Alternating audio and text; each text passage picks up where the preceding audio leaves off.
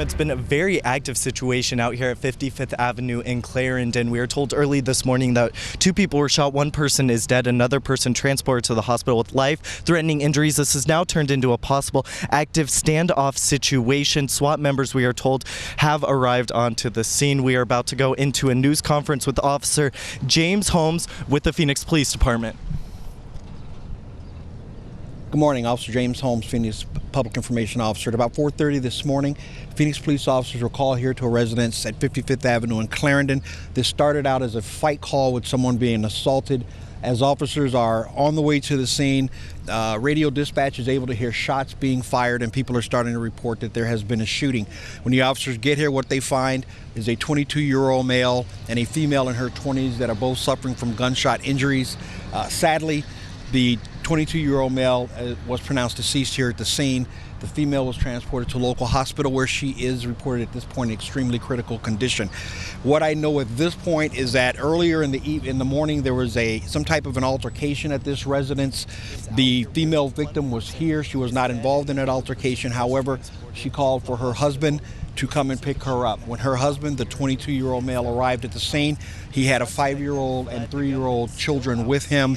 There was a second altercation of some type outside of the home near the car, and at that point, shots were fired, and the victims were injured by that gunshot fire. As officers are investigating this, they're able to develop information that there are possibly a suspect or suspects that are still inside of that residence. And so at this point, we have secured the area, evacuated homes. We're waiting for our special assignments unit to arrive.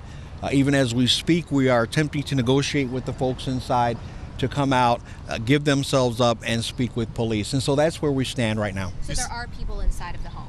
As far as we know, there are people inside of the home. We did get information that they were in there, and so we're going to work this. We're going to take our time. We're going to try to get whoever is inside of that home safely as we continue this investigation. How many people are inside? And you were saying that you believe they somehow knew the victims.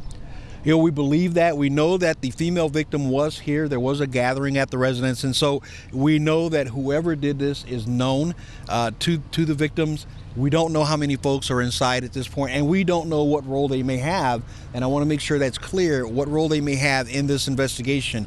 And so again, we're going to have to take our time. We're going to have to clear that residence and find out who's inside and what role they did play in the shooting. Where were the children in this shooting when all of this was happening, and are they okay right now? The children were in the back seat of the vehicle.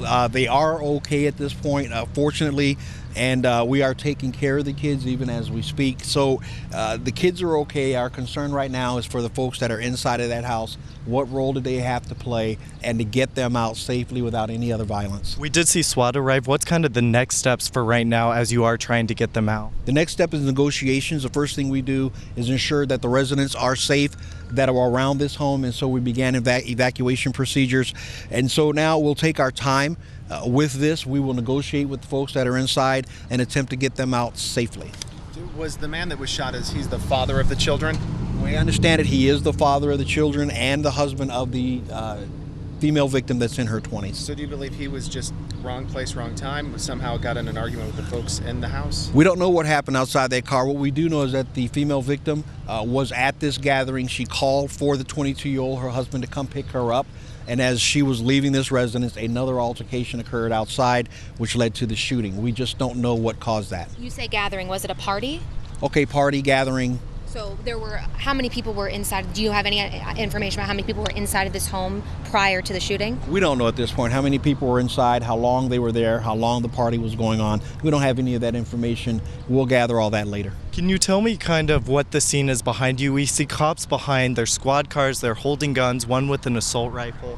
Absolutely. We believe that we have suspects inside of that residence, and so we're going to approach it as safely as we can to keep our officers safe, even as we try to negotiate the folks that are inside to come out. And that's what you're seeing out there. The officers are actually talking right now with megaphones to the home, trying to get these folks to come out.